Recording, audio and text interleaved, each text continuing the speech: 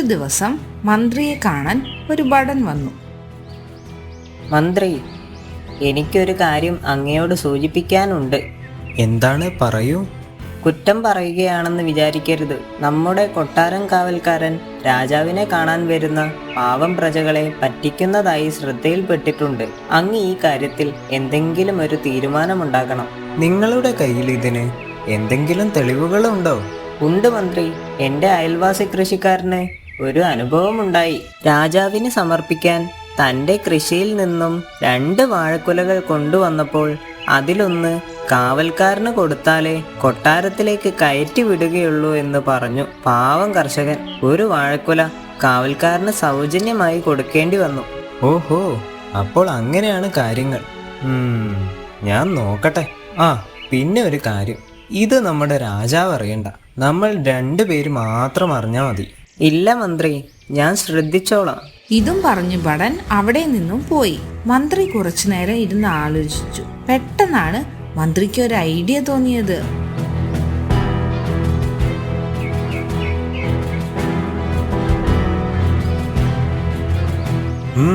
എങ്ങോട്ടാ? രാജാവിനെ ഒന്ന് കാണണം. എന്താ കാര്യം? ഇവിടുത്തെ മന്ത്രി ഇന്ന് വന്ന് രാജാവിനെ കാണണമെന്ന് പറഞ്ഞിരുന്നു. എന്താണ് കാര്യം? എന്തിനാണ് രാജാവിനെ വന്ന് കാണാൻ പറഞ്ഞത്?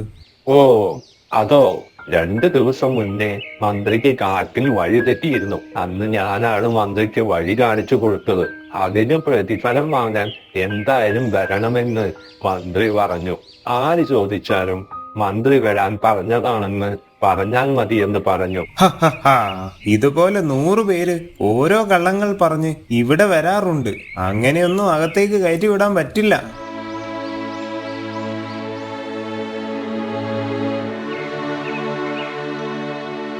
ഇത് കണ്ടോ, ഇത് മന്ത്രി എനിക്ക് അന്ന് സമ്മാനമായി തന്നതാണ്. ഇതിൽ കൂടുതൽ ഞാൻ എന്ത് തെളിവാണ് അങ്ങേക്ക് നൽകേണ്ടത്? ശരിയാണല്ലോ, ഇത് മന്ത്രിയുടെ മോതിരം തന്നെ. ഇതെങ്ങനെ ഇയാളുടെ കയ്യിൽ വന്നു? ചിലപ്പോ ഇയാള് പറയുന്ന ശരിയായിരിക്കാം. എന്തായാലും ഒരു സൂത്രം ഒപ്പിക്കാം. ഞാൻ പറയുന്നത് കേൾക്കും. ഞാൻ നിങ്ങളെ അകത്തേക്ക് കയറ്റിവിടാം. പക്ഷെ ഒരു കാര്യം ചെയ്യണം. എന്ത് കാര്യം? രാജാവിന്റെ കയ്യിൽ നിന്നും നിങ്ങൾക്ക് എന്ത് സമ്മാനം ലഭിച്ചാലും പകുതി എനിക്ക് തരണം. അങ്ങനെയാണെങ്കിൽ മാത്രമേ നിങ്ങളെ അകത്തേക്ക് കടത്തിവിടുകയുള്ളൂ. വൃദ്ധൻ സമ്മതിച്ചു. കാവൽക്കാരൻ വൃദ്ധനെ കൊട്ടാരത്തിനുള്ളിലേക്ക് കയറ്റിവിട്ടു. ഭടൻ വൃദ്ധൻ രാജാവിനെ കാണാൻ വന്ന കാര്യം അറിയിച്ചു. പ്രഭു, അങ്ങയെ കാണാൻ ഒരു വൃദ്ധൻ വന്നിരിക്കുന്നു. വൃദ്ധനോ? എന്താണ് കാര്യമെന്ന് അന്വേഷിച്ചില്ലേ? ഉവ്വ് പ്രഭു, മന്ത്രിയെ 2 ദിവസം മുന്നേ കാട്ടിൽ വഴി തെറ്റിയപ്പോൾ ആ വൃദ്ധനാണ് സഹായിച്ചത്. രാജാവിന്റെ കയ്യിൽ നിന്നും പ്രതിഫലം വാങ്ങാൻ നമ്മുടെ മന്ത്രി ഇവിടേക്ക് ഇന്ന് വരാൻ പറഞ്ഞതാണ്. ഓഹോ, എന്നിട്ട് മന്ത്രി എവിടെ? മന്ത്രി നമ്മോടൊന്നും ഇതിനെക്കുറിച്ച് പറഞ്ഞതായി ഓർക്കുന്നില്ലല്ലോ. എന്തായാലും അദ്ദേഹത്തോട് വരാൻ പറയൂ. ഭടൻ ആ വൃദ്ധനെയും കൂട്ടി വന്നു. പറയൂ, നമ്മുടെ മന്ത്രിയെ സഹായിച്ച അങ്ങേക്ക് ഈ കൃഷ്ണപുരം രാജാവിൽ നിന്നും എന്താണ് വേണ്ടത്? പ്രഭോ, അത് എന്താണെങ്കിലും പറയൂ. എനിക്ക് 50 ചാട്ടവാറടികൾ വേണം. എന്ത്? ഈ വൃദ്ധന് ഭ്രാന്താണ്.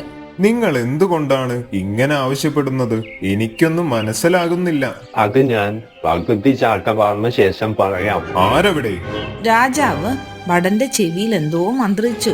രാജാവ് പറഞ്ഞ പ്രകാരം ഭടൻ 25 അടികൾ വൃദ്ധന് മെല്ലെ കൊടുത്തു. 25ാമത്തെ അടിക്ക് ശേഷം രാജാവ് ചോദിച്ചു, ഇനിയെങ്കിലും പറയൂ, എന്താണ് നിങ്ങളുടെ ഉദ്ദേശം?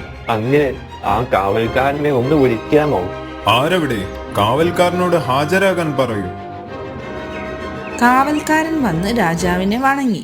പ്രഭോ, നിങ്ങളിൽ നിന്ന് എനിക്ക് ലഭിക്കുന്ന പ്രതിഫലത്തിന്റെ പകുതി ഞാൻ ഇയാൾക്ക് നൽകണമെന്ന് വാഗ്ദാനം നൽകിയാൽ മാത്രമേ ഇയാൾ എന്നെ കൊട്ടാരത്തിനുള്ളിൽ കയറ്റുകയുള്ളൂ എന്ന് പറഞ്ഞു. ഞാൻ വാഗ്ദാനം പാലിക്കുന്നു. അതുകൊണ്ട് ബാക്കിയുള്ള 25 ചാട്ടവാറടികൾ അവന് നൽകുക. ഇതും പറഞ്ഞ് വൃദ്ധൻ തന്റെ വേഷവിധാനങ്ങൾ അഴിച്ചപ്പോൾ ചുറ്റുമുള്ളവരെല്ലാം ഞെട്ടിപ്പോയി. വൃദ്ധന്റെ വേഷത്തിൽ വന്നത് നമ്മുടെ സാക്ഷാൽ മന്ത്രിയായിരുന്നു. അങ്ങനെ രാജാവിന് നമ്മുടെ മന്ത്രിയുടെ ബുദ്ധി കാരണം കാവൽക്കാരന്റെ തനി സ്വഭാവം മനസ്സിലായി. കാവൽക്കാരന് 25 ചാട്ടവാറടിയും 5 വർഷത്തെ തടവും നൽകി. പണ്ടൊരു കാട്ടിൽ ഒരു വയസ്സൻ സിംഹം താമസിച്ചിരുന്നു. സിംഹത്തിന് പ്രായമായതുകൊണ്ട് തന്നെ വേട്ടയ്ക്ക് പോകാൻ കഴിയാതെയായി. അതുകൊണ്ട് തന്നെ സിംഹത്തിന് വേണ്ട ആഹാരം ഗുഹയിൽ എത്തിക്കേണ്ട ചുമതല മന്ത്രിയായ കുറുക്കനായിരുന്നു. ഒരു ദിവസം പ്രഭു, ആ മന്ത്രി വന്നോ? ഓ പ്രഭു, അങ്ങേക്ക് വേണ്ടി ഞാൻ ഇന്ന് ഈ കാട് മുഴുവൻ പരതി ഒരു മുട്ടനാടിനെ പിടിച്ചു. ആഹാ, കുറെ കാലമായി മട്ടൻ ഫ്രൈ കഴിച്ചിട്ട്. എന്നിട്ട് ആട് എവിടെ? അത് പിന്നെ ദാ ഇവിടെ എത്താൻ നേരം മുട്ടനാട് എന്റെ വയറ്റിനിട്ട് മുട്ടുകാല് കൊണ്ടൊരു തട്ട് തട്ടി ഒരൊറ്റ ഓട്ടം. സബാഷ്, അപ്പോ ഇന്നും കഞ്ഞിയല്ലേ?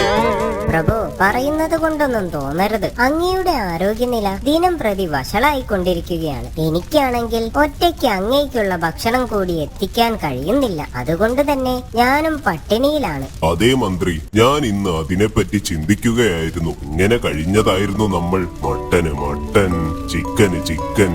ഇപ്പോഴിതാ, അതൊക്കെ ഒരു കാലം. അങ്ങ് വിഷമിക്കാൻ വേണ്ടി പറഞ്ഞതല്ല. വേട്ടയാടൽ എന്നെ കൊണ്ട് ഒറ്റയ്ക്ക് പറ്റുന്നില്ല, അതാ. എനിക്ക് എന്റെ ആ പഴയ യുവത്വം തിരികെ വേണം മന്ത്രി. ഇല്ലെങ്കിൽ ഞാൻ ഈ കാട്ടിൽ പട്ടിണി കിടന്ന് മരിക്കും. ഇത് തന്നെ തക്കം. ആ ചെന്നായെ കൂട്ടുപിടിച്ച് ഒരു കളി കളിക്കാം. അങ്ങ് വിഷമിക്കണ്ട. അങ്ങയുടെ പ്രായത്തിന്റെ പ്രശ്നം പരിഹരിക്കാൻ പറ്റിയ ഒരു കാട്ടുവൈദ്യൻ നമ്മുടെ കാട്ടിൽ വന്നിട്ടുണ്ട്. അങ്ങ് സമ്മതിക്കുകയാണെങ്കിൽ ഞാൻ ആ കാട്ടുവൈദ്യനെ പോയി കണ്ട് കാര്യങ്ങൾ സംസാരിക്കാം. ആണോ? എന്നാൽ ഉടൻ തന്നെ ആ വൈദ്യനെ പോയി കണ്ട് കാര്യങ്ങൾ സംസാരിക്കൂ. ഉത്തരവ് പ്രഭു. ഇതും പറഞ്ഞ് കുറുക്കൻ അവിടെ നിന്നും പോയി. ആ വയസ്സൻ സിംഹത്തിന് വേണ്ടി വേട്ടയാടി എന്റെ നടുവൊടിഞ്ഞു. മട്ടൻ ഫ്രൈ വേണം പോലും. കിളവന്റെ ഒരു പൂതി കാണിച്ചു കൊടുക്കാം.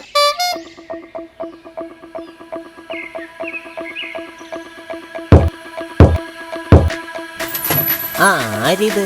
എന്താണ് രാജമന്ത്രിയായ അങ്ങ് ഈ അടിയന്റെ കൂരയിൽ? എന്തെങ്കിലും കാര്യമില്ലാതെ ഞാൻ നിന്നെ കാണാൻ വരില്ല എന്ന് നിനക്കറിയില്ലേ? അതറിയാം. വാ, വന്ന കാലിൽ പുറത്തു നിൽക്കാതെ അകത്തേക്ക് ഇരിക്കി.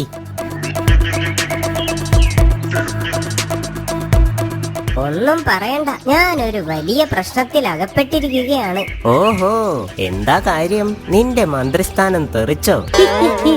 ഇതിലും ഭേദം അതായിരുന്നു. നീ കാര്യം തെളിച്ചു പറ. നിനക്കറിയില്ലേ, രാജാവിന് വയസ്സായി. അതെ, അതുകൊണ്ട് നിനക്ക് നല്ല സുഖമല്ലേ? 4 നേരം ഇഷ്ടഭക്ഷണവും ഉറക്കം. ആ വയസ്സൻ സിംഹത്തിന് ഭയങ്കര വാശിയാ. മട്ടൻ മാത്രമേ കഴിക്കൂ. ഞാനാണെങ്കിൽ ആടിനെ തേടി അലഞ്ഞു മടുത്തു.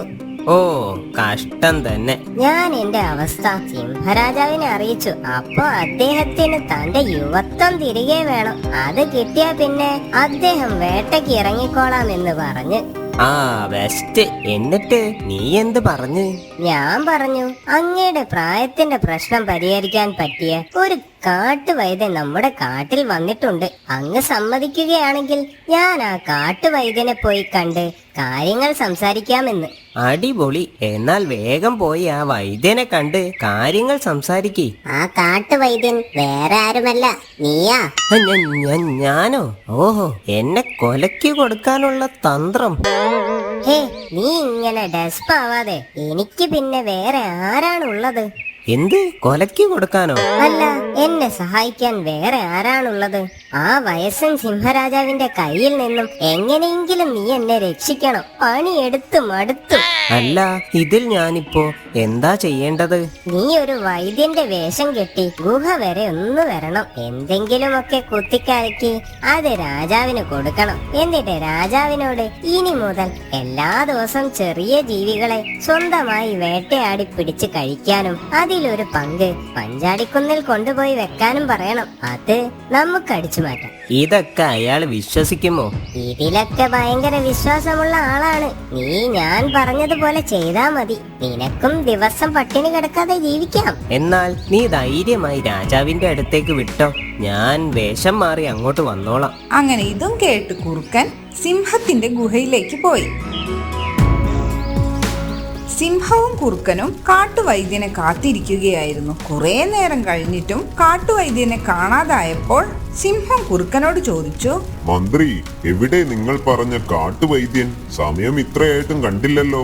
അല്ല, വരും. അങ്ങേക്കുള്ള മരുന്നുണ്ടാക്കുകയായിരിക്കും. അതിനെന്നെ കണ്ടില്ലല്ലോ. എന്റെ സുഖവിവരങ്ങൾ അറിയാതെ എന്നെ കാണാതെയാണോ മരുന്നുണ്ടാക്കുന്നത്? അതെ, അല്ല, അത് ഞാൻ അങ്ങയെ പറ്റി പറഞ്ഞു കൊടുത്തിട്ടുണ്ടല്ലോ. അതുപോരെ. പിന്നെ ചെറിയ വൈദ്യനൊന്നുമല്ല, വലിയ ശക്തിയുള്ള വൈദ്യനാണ്. നമസ്കാരം. ഇയാളെ ഞാൻ എവിടെയോ കണ്ടിട്ടുണ്ടല്ലോ. കാണാൻ വഴിയില്ല. വൈദ്യൻ ഈ കാട്ടിൽ ആദ്യമായിട്ടാ അല്ലേ? അതെ, ഞാൻ ഇതിനു മുമ്പ് പാകിസ്ഥാനിലെ കാട്ടിലായിരുന്നു. ഒരാഴ്ചയായി എത്തിയിട്ട്. വിശേഷങ്ങൾ പിന്നെ പറയാം. ചികിത്സ നടക്കട്ടെ. ശ്വാസമൊന്ന് ആഞ്ഞു വലിച്ചേ.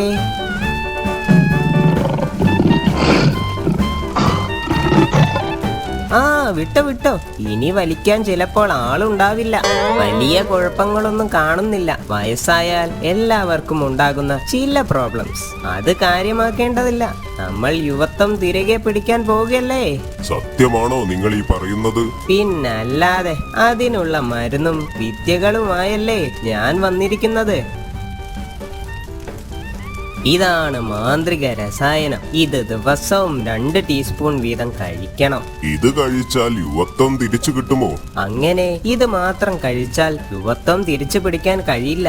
ഇതിന്റെ കൂടെ ഇനി മുതൽ തീരെ ചെറിയ മൃഗങ്ങളെ മാത്രമേ കഴിക്കാൻ പാടുള്ളൂ. അത് രാജാവ് തന്നെ വേട്ടയാടി പിടിക്കുകയും വേണം. എന്നാലേ ഫലം ചെയ്യും. അത് മാത്രം പോരാ. പിന്നെ അങ്ങ് എന്ത് വേട്ടയാടിയാലും അതിലൊരു പങ്ക് മഞ്ചാടിക്കുന്നിൽ കൊണ്ടുവെക്കണം. അത് വിശന്നു വലഞ്ഞു വരുന്നവർക്കുള്ള ഒരു സമർപ്പണമായി കണ്ടാൽ മതി. ഇങ്ങനെയൊക്കെ ചെയ്താൽ എന്റെ യുവത്വം തിരിച്ചു കിട്ടുമോ? തീർച്ചയായും കിട്ടും. കാട്ടുവൈദ്യന്റെ വാക്കുകൾ കേട്ട സിംഹം തന്റെ ക്ഷീണം വകവെക്കാതെ വേട്ടയാടാൻ തുടങ്ങി.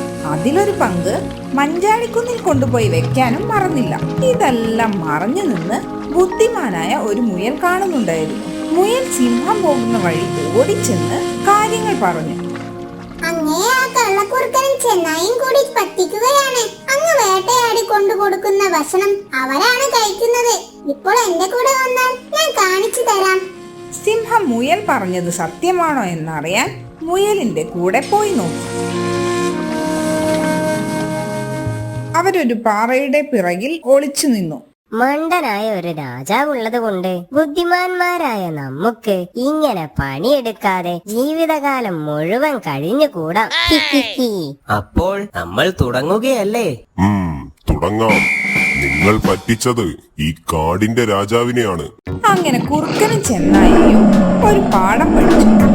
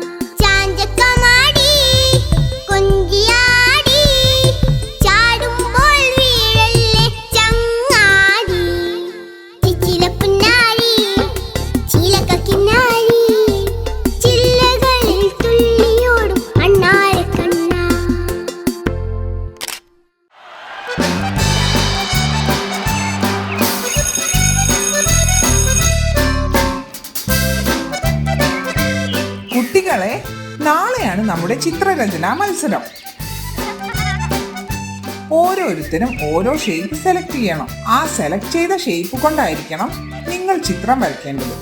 ഏറ്റവും നല്ല ചിത്രത്തിന് സമ്മാനവുമുണ്ട്. അപ്പോൾ എല്ലാവരും റെഡിയല്ലേ? ഞാൻ സമചതുരം എടുക്കുന്നു. സമചതുരത്തിലുള്ള ചിത്രം ഞാൻ വരയ്ക്കും. എന്നാ ഞാൻ ദീർഘചതുരം എടുക്കും. എന്നോടാ കളി. ദീർഘചതുരത്തിലുള്ള ചിത്രം ഞാൻ വരയ്ക്കും. എന്നാൽ ഞാൻ ഓവൽ ഷേപ്പിൽ ചിത്രം വരയ്ക്കാം. മതി ബാക്കി നാളെ. അപ്പൊ all the best. See you tomorrow. എല്ലാവർക്കും ഓരോ ഷേപ്പ് കിട്ടി. ഞാൻ എന്ത് ഷേപ്പിൽ വരയ്ക്കും? ആലോചിച്ചിട്ട് ഒരു എത്തും പിടിയും കിട്ടുന്നില്ലല്ലോ.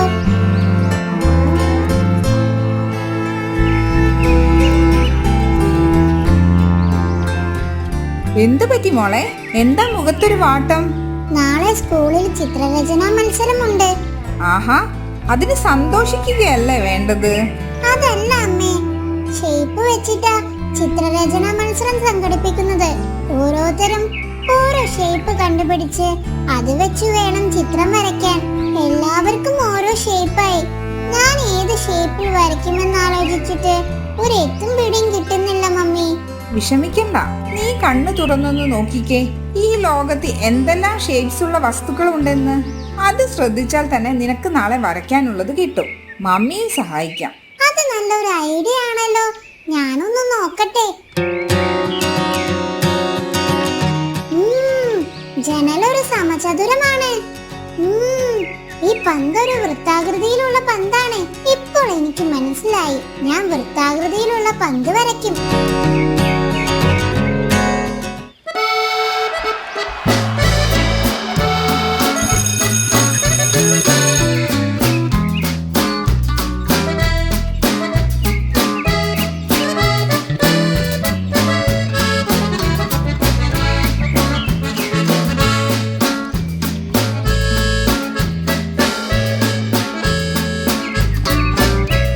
കുട്ടികളെ, നിങ്ങളുടെ ചിത്രങ്ങൾ വളരെ നന്നായിട്ടുണ്ട്.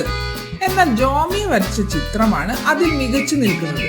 കണ്ടില്ലേ, അവൾ വൃത്താകൃതിയിലുള്ള ഒരു ഫുൾ ചിത്രം തന്നെ വരച്ചു. അതുകൊണ്ട് തന്നെ the first prize goes to Jomiya.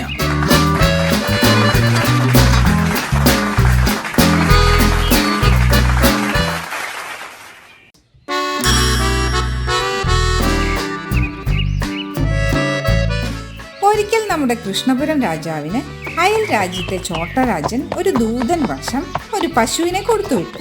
ഒപ്പം ഒരു കത്തുമുണ്ടായിരുന്നു. മഹാരാജൻ, ഞാൻ അങ്ങേക്ക് ഒരു പശുവിനെ കൊടുത്തയക്കുന്നു. അതിനെ കൃത്യമായി ഭക്ഷണവും വെള്ളവും കൊടുത്ത് നല്ല പോലെ പരിപാലിക്കുക. 3 മാസത്തിന് ശേഷം പശുവിനെ എനിക്ക് തിരിച്ചയക്കുക. പക്ഷേ ഒരു കാര്യമുണ്ട്, 3 മാസം കഴിയുമ്പോഴും പശുവിന്റെ ഭാരം ഇപ്പോഴുള്ളതുപോലെ തന്നെ ആയിരിക്കണം. ഭാരമൊട്ടും കൂടുകയോ കുറയുകയോ അരുത്. കത്ത് വായിച്ച രാജാവ് ആശയക്കുഴപ്പത്തിലായി. ഇത് തന്നെ പരീക്ഷിക്കാനുള്ള ചോട്ടാരാജന്റെ പണിയാണ്. ആരവിടെ? മന്ത്രിയോട് വരാൻ പറയൂ. പ്രഭു, മന്ത്രി സ്ഥലത്തില്ല. ഇന്ന് വരുമെന്നാണ് അറിയിച്ചത്. ഓ, ഞാനത് മറന്നു. എങ്കിൽ ഖജാഞ്ചിയോട് വരാൻ പറയൂ. രാജാവ് ഖജാഞ്ചിയോട് പ്രശ്നം ഉന്നയിച്ചു. പലരും പല നിർദ്ദേശങ്ങളും മുന്നോട്ട് വെച്ചെങ്കിലും ഒന്നും തന്നെ പ്രായോഗികമായി രാജാവിന് തോന്നിയില്ല. അങ്ങനെ രാജാവ് ധർമ്മസങ്കടത്തിൽ ഇരിക്കുമ്പോഴാണ് മന്ത്രി സഭയിലേക്ക് എത്തിയത്. മന്ത്രിയെ കണ്ടതും രാജാവിന് സമാധാനമായി. ഏത് കുഴപ്പിക്കുന്ന പ്രശ്നത്തിനും മന്ത്രി സമാധാനം കണ്ടെത്തുമെന്ന് രാജാവിന് അറിയാം. അദ്ദേഹം മന്ത്രിയുടെ മുൻപിൽ പ്രശ്നം അവതരിപ്പിച്ചു. ഒന്ന് ചിന്തിച്ച ശേഷം മന്ത്രി പറഞ്ഞു, പ്രഭു, ഈ പ്രശ്നത്തിന് ഒരു പോംവഴിയേ ഉള്ളൂ. പശുവിനെ കെട്ടുന്ന തൊഴുത്തിനടുത്ത് തന്നെ കണ്ടാൽ ശൗര്യം തോന്നിക്കുന്ന 2 വലിയ നായ്ക്കളെ കയ്യെത്താ ദൂരത്തിൽ കെട്ടിയിടുക. എന്നിട്ട് അങ്ങ് അതിന് വേണ്ട പോലെ തീറ്റ കൊടുത്ത് പരിപാലിച്ചോളൂ. പശുവിന്റെ ഭാരം കൂടാതെയും കുറയാതെയും നിലനിർത്താൻ സാധിക്കും. അതെങ്ങനെ സാധിക്കും മന്ത്രി?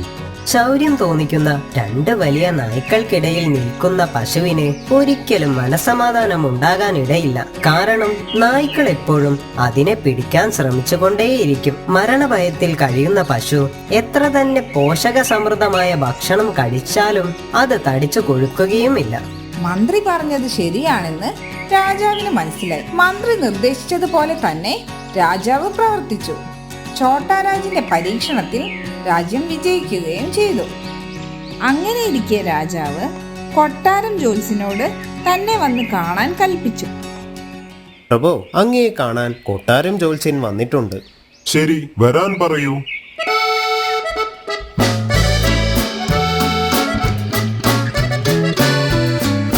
ജ്യോത്സ്യ, തന്റെ ജാതകം വായിച്ച് ഭാവി ഒന്ന് പറഞ്ഞേ കേൾക്കട്ടെ. രാജാവിന്റെ ജാതകം വായിച്ച ജ്യോത്സ്യൻ സത്യസന്ധമായി അതിൽ കണ്ട വിവരം അദ്ദേഹത്തെ അറിയിച്ചു. പ്രഭു, അങ്ങയുടെ മരണം അടുത്തിരിക്കുന്നതായാണ് ജാതകവശാൽ കാണുന്നത്. ഇത് കേട്ട രാജാവിന് അതിയായ ദേഷ്യം വന്നു. എന്ത്? എന്റെ മരണമല്ല അടുത്തിരിക്കുന്നത്, നിന്റെയാണ്. ആരെവിടെ? ഇയാളെ അടുത്ത ദിവസം തന്നെ തൂക്കിലേറ്റു. ബുദ്ധിമാനും ധൈര്യശാലിയുമായ ആ ജ്യോത്സ്യൻ രാജകൽപ്പന കേട്ട് ഭയമൊന്നും കൂടാതെ പറഞ്ഞു, മഹാരാജൻ, ഒരു പക്ഷേ വിധി അങ്ങനെയായിരിക്കാം. എന്റെ ജാതകത്തിൽ പറയുന്നത് എന്റെ മരണം കഴിഞ്ഞ് 3-ാം നാൾ അങ്ങയുടെ മരണം സംഭവിക്കുമെന്നാണ്. അപ്പോൾ പിന്നെ എന്റെ വിധി ഒഴിവാക്കുവാൻ സാധിക്കുകയില്ലല്ലോ. ജ്യോത്സ്യൻ പറഞ്ഞത് കേട്ടപ്പോൾ രാജാവ് ഞെട്ടിപ്പോയി. ജ്യോത്സ്യൻ മരിച്ചാൽ 3-ാം നാൾ താൻ മരിക്കുമെങ്കിൽ ജ്യോത്സ്യന്റെ വധശിക്ഷ ഒഴിവാക്കുന്നതാണ് നല്ലത്. ഉടൻ തന്നെ അദ്ദേഹം രാജശിക്ഷ പിൻവലിച്ചുകൊണ്ടുള്ള ഉത്തരവ് പുറപ്പെടുവിച്ചു. മാത്രമല്ല ജ്യോത്സ്യന് നല്ല ദക്ഷിണയും കൊടുത്തു. ജ്യോത്സ്യൻ സന്തോഷപൂർവ്വം തന്റെ വീട്ടിലേക്ക് മടങ്ങി. അങ്ങനെ അവസരത്തിനനുസരിച്ച് തന്റെ ബുദ്ധിസാമർഥ്യം ഉപയോഗിച്ചത് കൊണ്ട് ജ്യോത്സ്യൻ മരണത്തിൽ നിന്നും രക്ഷപ്പെട്ടു.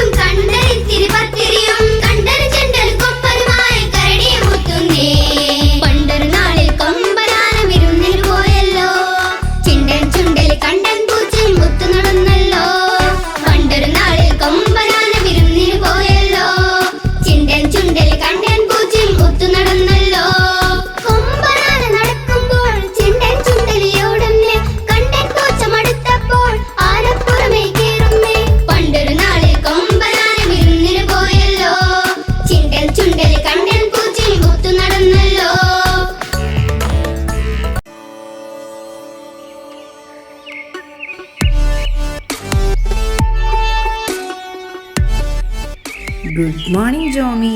എഴുന്നേക്കുന്നില്ലേ അമ്മയുടെ മോൾ? അമ്മേ, ഇന്ന് ഞായറാഴ്ചയല്ലേ, ഞാൻ കുറച്ചു നേരം കൂടി ഉറങ്ങട്ടെ പ്ലീസ്. അപ്പോൾ പുതിയ ഡ്രസ്സ് ഇടണ്ടേ? ഇന്ന് മോളുടെ ബർത്ത്ഡേ ആണെന്ന് മറന്നുപോയോ?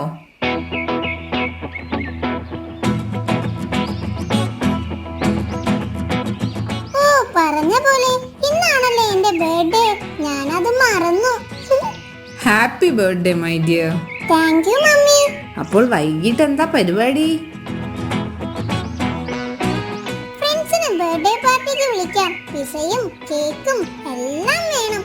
പായസം ഞാൻ ഉണ്ടാക്കാം. അതിനെന്താ, ഇന്ന് മോളെ ദിവസമല്ലേ, അമ്മ സഹായിക്കാം. എന്നാൽ ഞാൻ ഇപ്പോൾ തന്നെ എല്ലാവരെയും വിളിക്കട്ടെ.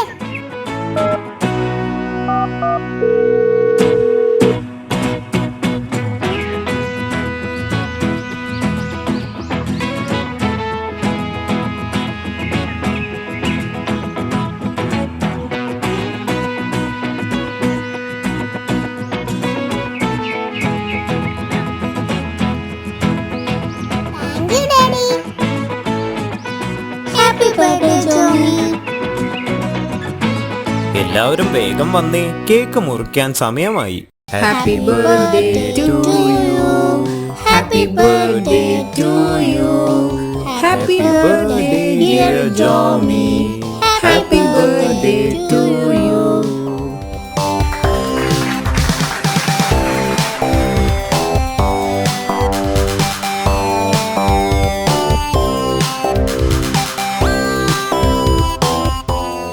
എല്ലാവർക്കും വിശക്കുന്നുണ്ടാവും. വാ, നമുക്ക് ഭക്ഷണം കഴിക്കാം. ആ, അത് പറയാൻ മറന്നു. നിങ്ങളെല്ലാവർക്കും വേണ്ടി ഞാൻ പായസം ഉണ്ടാക്കിയിട്ടുണ്ട്. അത് കുടിച്ചിട്ട് ഭക്ഷണം കഴിക്കാം. എന്താ?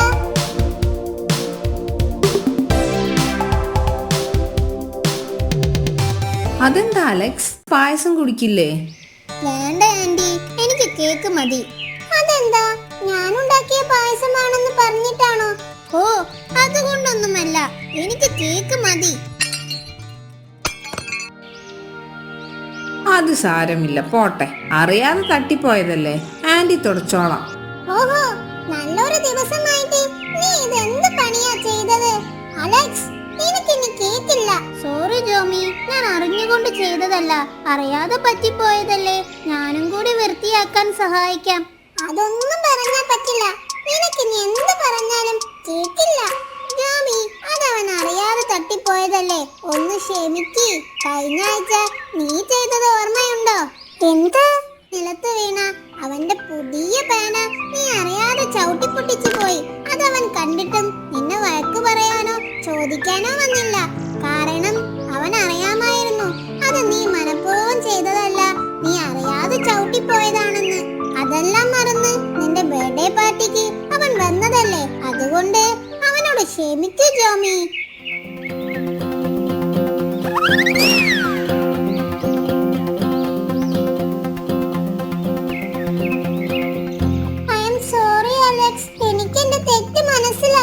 ഫ്രണ്ട്ഷിപ്പ് എന്ന് പറയുന്നത് ക്ഷമിക്കാനും മറക്കാനും ഉള്ളതാണ്. ഈ ഫ്രണ്ട്ഷിപ്പ് നമുക്ക് എന്നും കാത്തു സൂക്ഷിക്കണം.